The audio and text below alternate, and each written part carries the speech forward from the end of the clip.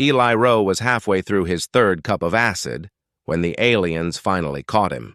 At least that's what they thought it was. To them, water meant death. To him, it meant life.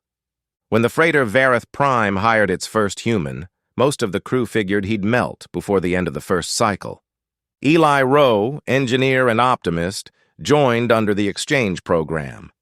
The Drexen crew didn't understand humans, oxygen breathers who needed warmth and drank a liquid that could kill them on contact.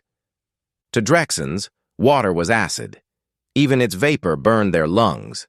So when they saw Eli sweating in his humid suit, they watched like witnesses to a slow, polite tragedy. Weeks passed. He fixed their engines, laughed at their confusion, but grew pale and quiet. His rations were gone. Then, deep in the waste bay, he found it. A dented metal drum behind the recyclers. The label read, Waste H2O. He scanned it. Composition, pure water, perfectly safe, for him. He pried the seal, filled a small cup, and took a sip. Cold rain, tin roofs, home. He didn't drink it all at once.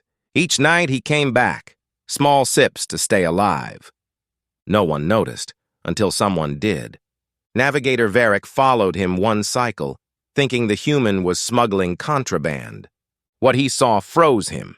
Eli crouched beside the barrel, calmly drinking death. Eli, stop! That's H2O! Varric's frills flared. Eli looked up. Yeah, water! You'll die. Eli shrugged. Not today. By the time Captain Drexel arrived, half the crew had gathered, watching their humans sip what could kill them in seconds. He didn't burn, didn't scream, just smiled, tired but alive. Drexel's voice was quiet. You've been consuming this for weeks? Eli nodded. Had to. You don't exactly stock water fountains? Silence filled the bay. Varric whispered, The universe made a creature that drinks acid and calls it life. Eli smiled faintly. Guess that's why we get along. You burn where we breathe. We drown where you thrive. And somehow, we still share the stars. After that, they relabeled the barrel human fuel, handle with respect. And when the ship passed icy worlds, Captain Drexel would pause at the viewport, whispering, Your kind is made of the one thing we fear most. Eli would raise his flask and grin. That's why we belong everywhere, and nowhere at all. Thanks for listening, traveler.